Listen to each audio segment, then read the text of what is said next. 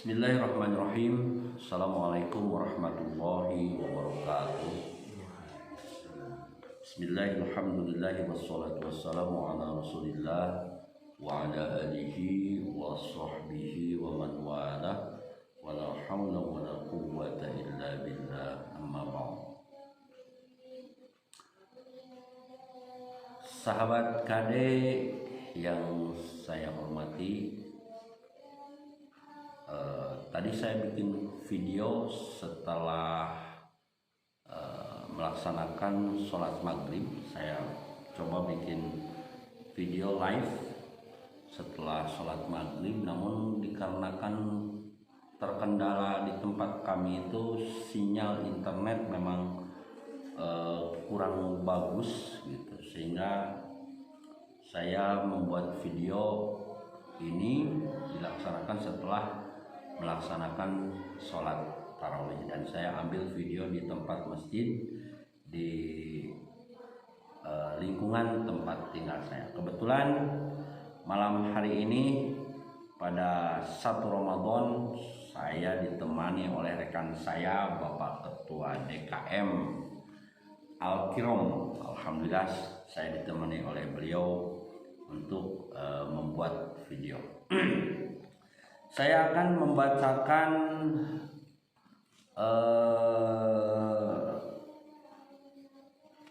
Fadilah Ramadan. Ini saya ambil dari kitab Fadhailul A'mal karangan Syekhul Hadis Maulana Muhammad Zakaria Al-Kandahlawi. Sengaja pada 1 Ramadan ini insya Allah saya akan gunakan bulan Ramadan ini dengan sebaik mungkin, dengan mengharap tentunya keridhaan dari Allah Subhanahu wa Ta'ala.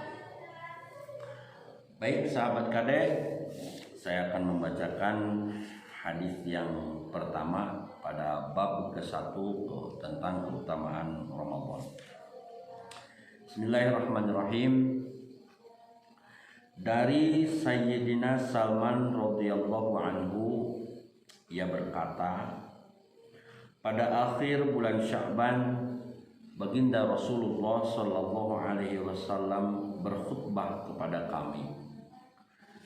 Beliau bersabda, wahai manusia, telah dekat kepadamu bulan yang agung lagi penuh berkah, bulan yang di dalamnya terdapat satu malam yang lebih baik daripada 1000 bulan, bulan yang di dalamnya Allah Subhanahu wa Ta'ala menjadikan puasa sebagai fardu dan bangun malam sholat tarawih sebagai sunnah.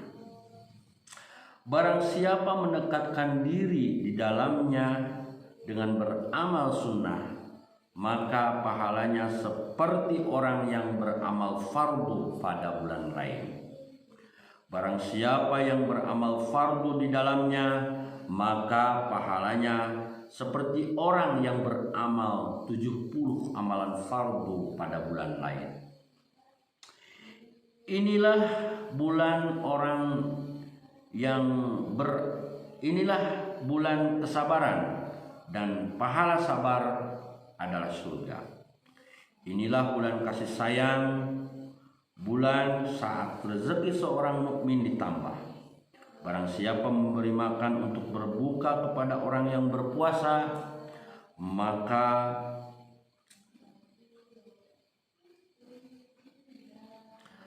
itu menjadi ampunan bagi dosa-dosanya dan menjadi sebab selamat dari neraka, dan mendapat pahala yang sama dengan orang yang berpuasa yang diberinya makan untuk berbuka tanpa mengurangi pahala orang itu sedikit pun.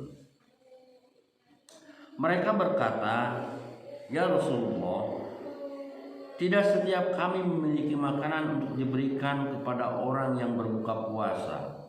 Beliau sallallahu alaihi wasallam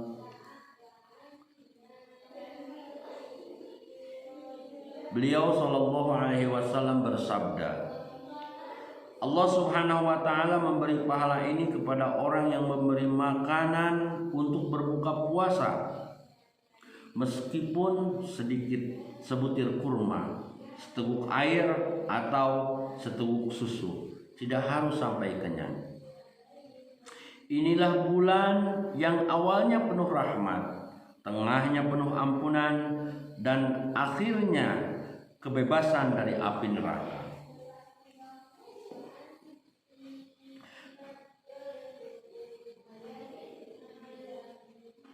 Barang siapa meringankan beban hamba-hamba sahayanya, juga para pembantunya pada bulan itu, maka Allah Subhanahu wa taala akan mengampuninya dan membebaskannya dari api neraka. Perbanyaklah 4 amalan pada bulan itu. 2 diantaranya meridhokan Tuhanmu, dan 2 lainnya kamu pasti memerlukannya. Adapun 2 perkara yang dengannya kamu meridhokan Tuhanmu adalah bersaksi bahwa tiada Tuhan yang berhak disembah selain Allah Subhanahu wa taala, dan memperbanyak permohonan dan memperbanyak memohon ampunannya.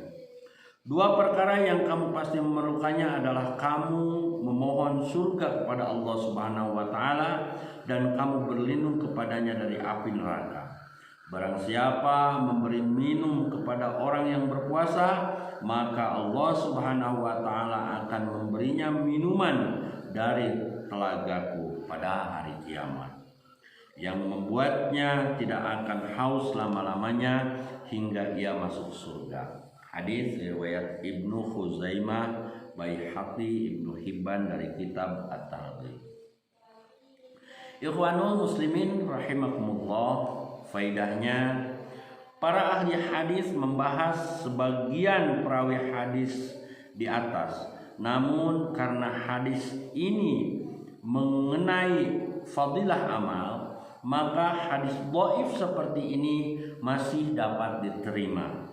Selain itu, hadis ini juga banyak dikuatkan oleh hadis-hadis lainnya. Ada beberapa hal yang dapat kita ketahui dari hadis di atas.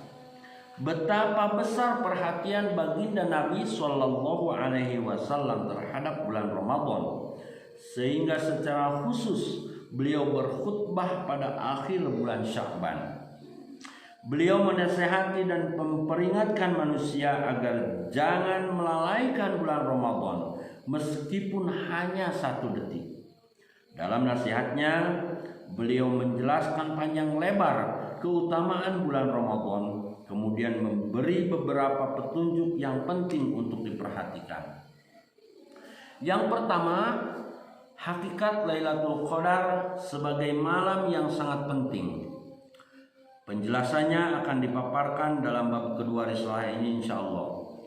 Kedua, baginda Rasulullah Shallallahu Alaihi Wasallam bersabda bahwa Allah Subhanahu wa taala telah mewajibkan puasa pada bulan Ramadan, dan Allah Subhanahu wa taala telah menjadikan sholat tarawih sebagai sunnah.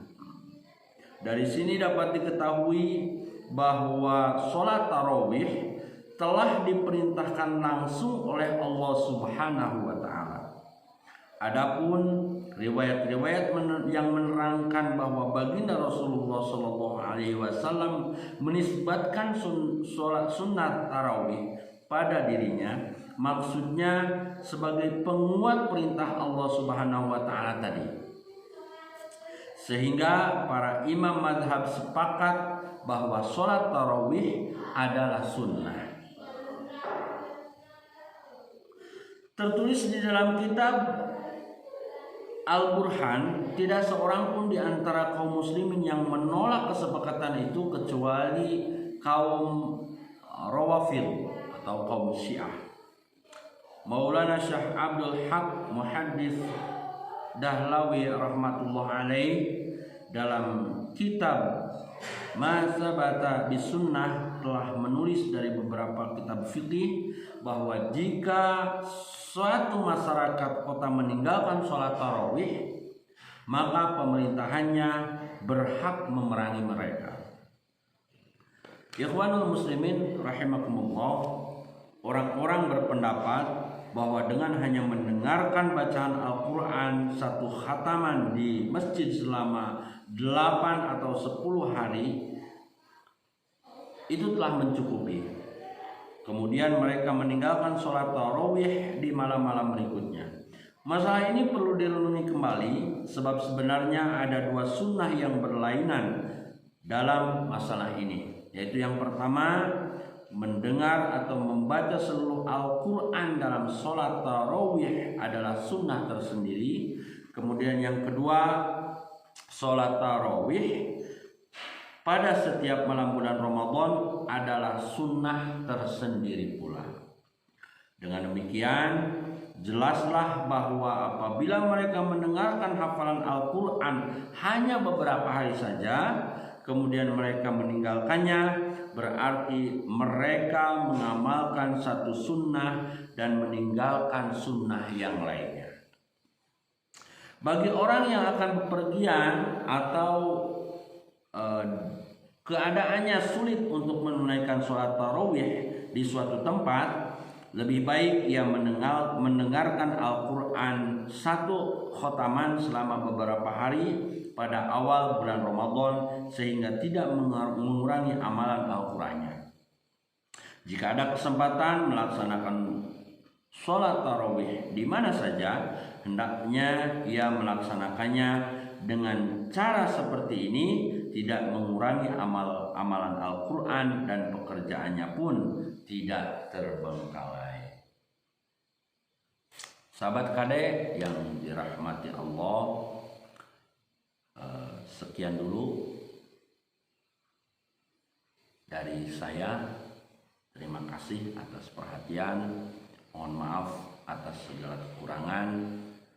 Semoga kita dapat mengamalkan apa yang tadi telah saya sampaikan dan kita dapat menyampaikannya kepada saudara kita yang lain, insya Allah. Mari tutup ta'lim ini dengan doa kafaratul majlis.